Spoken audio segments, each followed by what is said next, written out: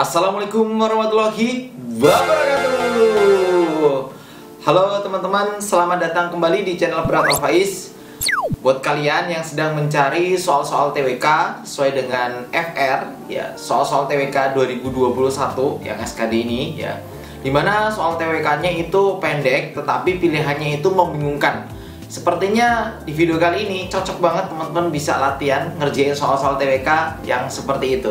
Yuk langsung aja teman-teman, siapin catatan kalian, alat tulis kalian, kita ngerjainnya bareng-bareng biar semuanya paham. Nanti teman-teman juga ikut diskusi ya di kolom komentar ya. Yuk kita mulai dari soal nomor 1.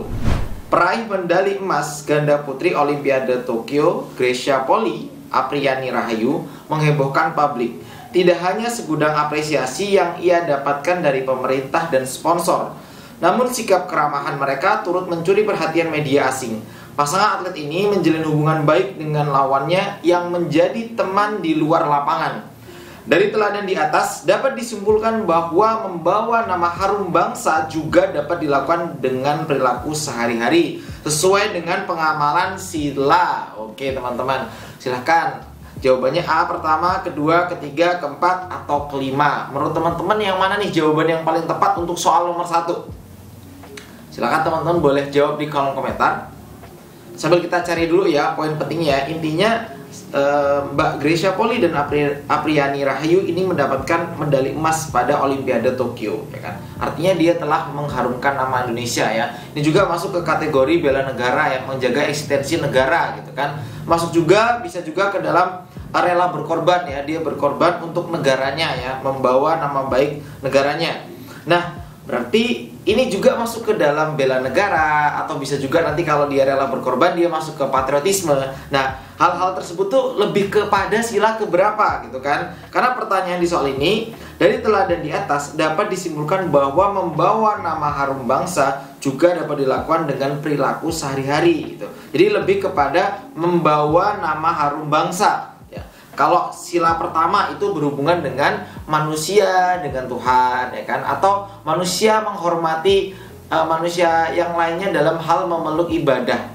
Dan kemudian kita juga tidak boleh memaksakan ibadah kepada orang lain, gitu kan? Itu kan makna dari sila pertamanya. Kalau sila kedua itu lebih hubungan ke manusia dengan manusia, ya kan? Contohnya tenggang rasa, tepas lira, melakukan kegiatan-kegiatan kemanusiaan, gitu kan? Nah, Kak, tapi di sini pasangan atlet ini menjalin hubungan baik dengan lawannya yang menjadi teman di luar lapangan. Ya benar, tetapi di soal nomor 1 itu lebih fokus kepada ya sikap yang telah dilakukan oleh Greysia Poli dan Apriani Rahayu, dan dia telah membawa nama harum bangsa gitu kan. Maka ini lebih kemana yang membawa nama harum bangsa tadi ya? Itu lebih kepada sila ketiga, yaitu persatuan Indonesia. Dimana persatuan Indonesia itu masuk ke dalam nasionalisme, masuk juga di patriotisme gitu ya teman-teman ya. Nah, maka jawaban yang tepat adalah yang C. Sedangkan untuk sila keempat, ya kan, sila keempat itu lebih ke permusyawaratan perwakilan, itu lebih ke musyawarah demokrasi. Dan E itu kelima, itu lebih kepada gotong royong, bekerja keras, mandiri, tidak merugikan orang lain ya. Maka jelas teman-teman, jawabannya yang C. Karena C itu cinta.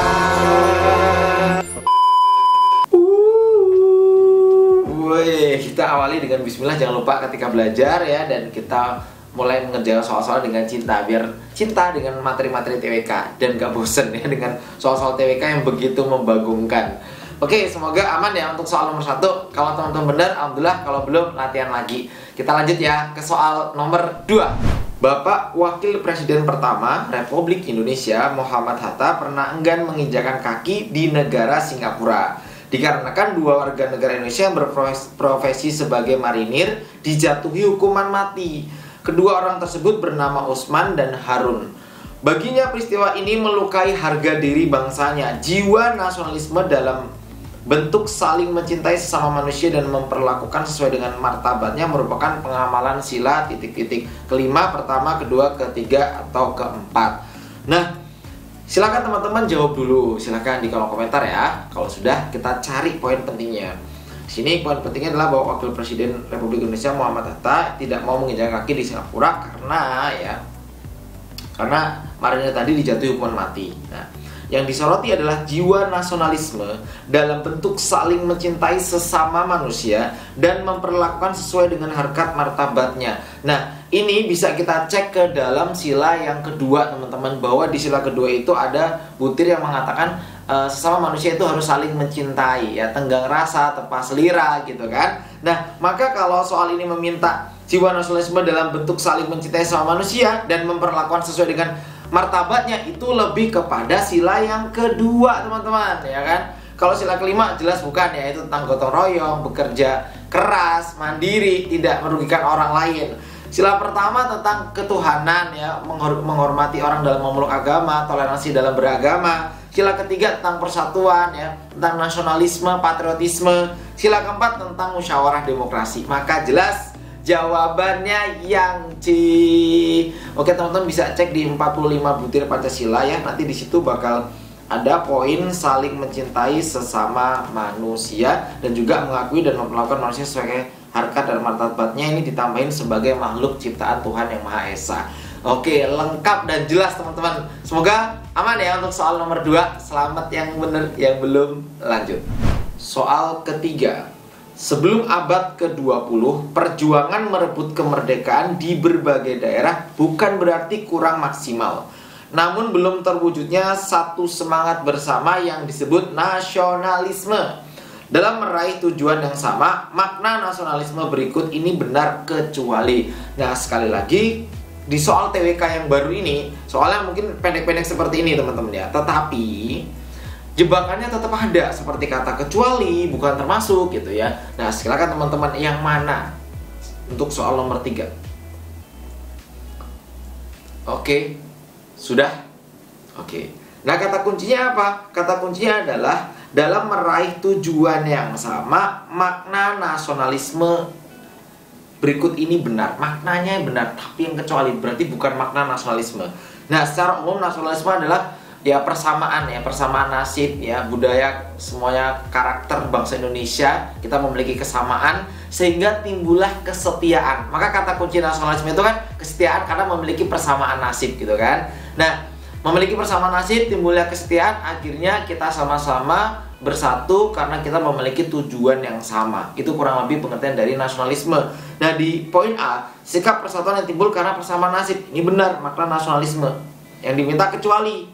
Yang B, hasrat untuk bersatu dan bernegara. Cocok, ya, kita memiliki persamaan nasib, akhirnya kita setia karena kita memiliki tujuan yang sama untuk bersatu dan bernegara. Aman. Hasrat untuk memperoleh kekuasaan mutlak. Ingat, nasionalisme itu tujuan utamanya bukan memperoleh kekuasaan secara mutlak. Maka ini bukan, ya. Yang D, bentuk dan rasionalisasi dari kesadaran bangsa sendiri, benar sekali, gitu, ya. Oke. E, kepercayaan dalam masyarakat untuk menyatakan rasa kebangsaan. Itu juga bisa dikategorikan kepada makna dari nasionalisme. Nah, teman-teman, supaya teman-teman lebih mantap, aku sudah rangkumkan, ya, beberapa pendapat para ahli tentang nasionalisme. Yang pertama, bentuk dan rasionalisasi dari kesadaran bangsa sendiri, itu menurut pendapat dari Hans. Terus hasrat untuk bersatu dan bernegara, itu Ernest. Sikap persatuan yang timbul karena persamaan nasib, itu dari Otto. Kepercayaan dalam masyarakat untuk menyatakan rasa kebangsaan, Stoddard, ya. Jadi itu semuanya ada maknanya. Maka jelas, teman-teman, jawaban kecuali adalah yang C. Ya, sampai nomor 3 berarti 15 poin jika teman-teman benar. Jangan lupa teman-teman bisa cek jawabannya di ini, ya. Cek jawabannya. Cek soalnya aku sudah sertakan di kolom deskripsi video ini. Teman-teman kalau mau download gratis tapi pakai kuota sendiri. Buat teman-teman yang pengen belajar konten-konten CPNS banyak di Instagram Fripat Alfaiz atau Febri Irawan Faiz, itu ada konten-konten CPNS, ya, baik itu dalam bentuk reels atau dalam bentuk postingan feed, ya. Silakan teman-teman bisa cek, ya, Febri Irawan Faiz, ya. Jangan lupa teman-teman juga bisa ikut gabung ke grup Telegram kita. Di situ ada grup CPNS, kita bahas biasanya kuis-kuis CPNS ataupun nanti sharing-sharing seputar CPNS, ya. Nanti cek aja di Instagram Febri Irawan Faiz, ya, biar lihat caranya supaya bisa gabung, ya. Oke, teman-teman, sampai nomor 3 aman, ya. Kita lanjut yuk ke soal nomor 4. Bela negara merupakan tanggung jawab seluruh warga negara. Adapun fungsi dan kedudukan TNI dalam upaya pertahanan negara sesuai dengan pasal 30 ayat 2 Undang-Undang Dasar 1945 adalah Oke, apakah A. lembaga negara eksekutif, B. bertanggung jawab kepada presiden, komponen utama sistem pertahanan negara, membawahi kepolisian untuk keamanan dan pertahanan, atau E. pemimpin pasukan apabila terjadi perang? Silakan teman-teman boleh jawab dulu di kolom komentar. Di kolom chat boleh, kolom komentar juga boleh.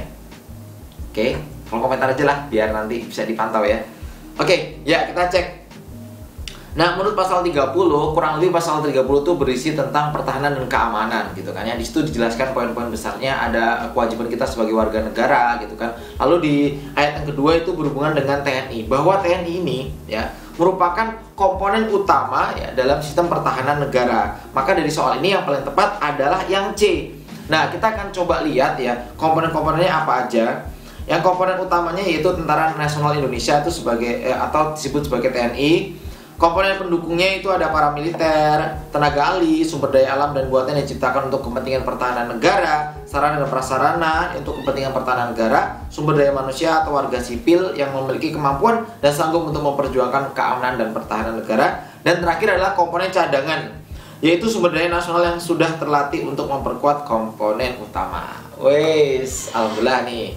Sampai nomor berapa nih? Sampai nomor 4, berarti 20 poin ya yang udah bener semua. Alhamdulillah udah lumayan banget. Soalnya banyak kok. Kita lanjut ke soal berikutnya. Berikut merupakan hal-hal yang perlu mendapatkan perhatian dan dihindari agar tidak terjadi mispersepsi dalam memaknai bela negara. Adalah sebagai berikut kecuali. Silakan. A. melanggar HAM, memaklumi kekerasan, menanamkan sikap waspada, penguatan 4 pilar, mengesampingkan hak memperoleh hidup dan kehidupan. Silakan teman-teman. Ini udah mau tes nih, harusnya lebih gercep jawabnya. Wah, tahu nih jebakannya di sini gitu. Oke, teman-teman silakan boleh jawab dulu. Oke, yaps, sudah ya. Oke, kita lihat. Nah, berikut ini merupakan hal yang perlu mendapatkan perhatian dan dihindari agar tidak terjadi mispersepsi. Kita harus menghindari, tetapi di sini kecuali. Dihindari kok kecuali, berarti harus kita terapkan gitu kan, bukan kita hindari gitu kan, teman-teman ya. Apakah A. melanggar HAM? Ya itu harus kita hindari dong ya. Memaklumi kekerasan, kok kekerasan dimaklumi, harus kita hindari. Menanamkan sikap waspada akan pandangan yang berbeda. Sikap waspada akan pandangan berbeda. Wah, ini tidak ini. Masa kita seperti ini, sikap waspada pada orang yang memiliki pandangan yang berbeda. Itu tidak ya teman-teman ya. Penguatan 4 pilar negara dalam pendidikan. Nah, ini harus kita tanamkan 4 pilar. Masih ingat ya 4 pilar negara? NKRI, ya Pancasila, Undang-Undang, Bhinneka Tunggal Ika gitu kan. Maka ini harus kita tanamkan. Yang E. mengesampingkan hak memperoleh hidup dan kehidupan, ini juga tidak tepat ya. Maka karena kita harus menghindari, namun di sini ada yang diminta kecuali, berarti yang harus kita tanamkan. Maka jawabannya yang D. Aman teman-teman. Kita lanjut ke soal nomor 6.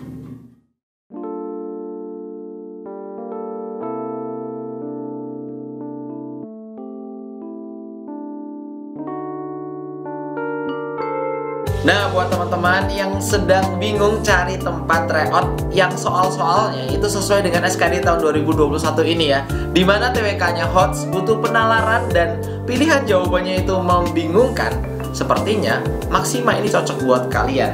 Kenapa? Karena di website Maxima ini teman-teman bakal bisa ikutan tryout dengan soal-soal yang mirip dengan soal-soal SKD tahun 2021.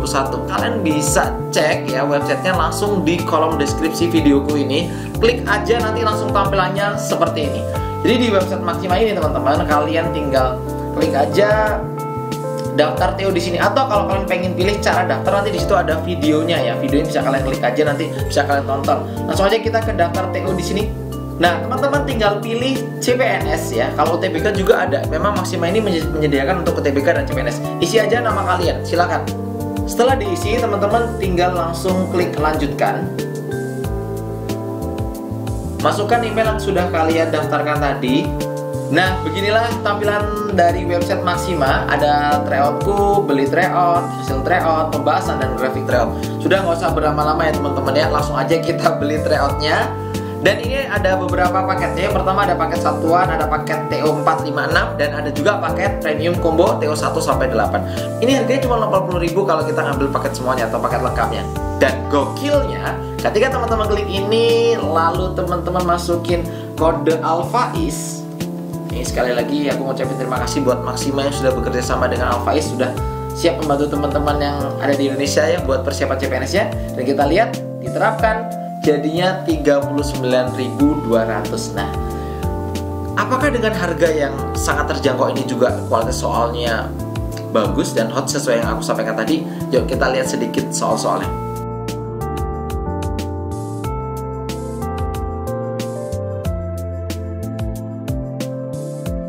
Jadi buat teman-teman yang belum tes, ini kesempatan banget buat dapat soal-soal yang hot yang sesuai dengan soal SKD tahun 2021.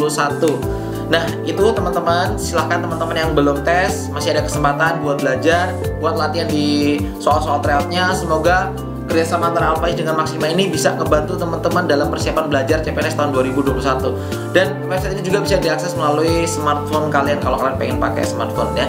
Oke, terima kasih semuanya. Yuk kita lanjut ngerjain soal-soal ya. Semangat!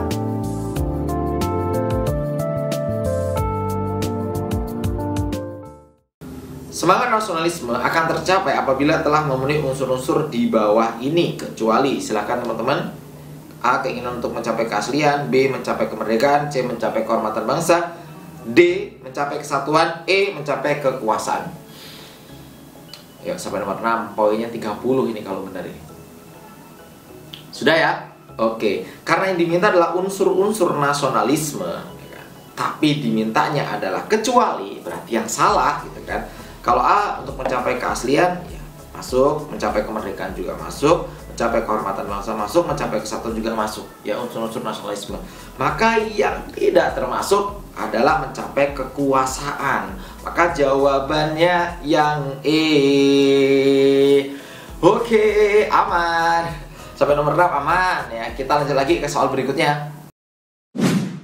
Oke, di video kali ini kita sampai 7 soal dulu biar teman-teman tidak bosan kalau terlalu banyak bahas soal. Nanti kita upload lagi teman-teman ya. Kita upload sesuai dengan kisi-kisi atau FR ya, yaitu soal TWK yang menggocek terbaru ya kan, yang soalnya pendek-pendek gitu ya. Semoga teman-teman puas dengan pembahasannya. Nanti kita akan bahas lagi di video berikutnya. Jangan lupa sekali lagi teman-teman bisa mengecek Instagram Febri Iran Faiz untuk mendapatkan konten-konten CPNS, atau bisa gabung ke grup Telegram untuk belajar bersama.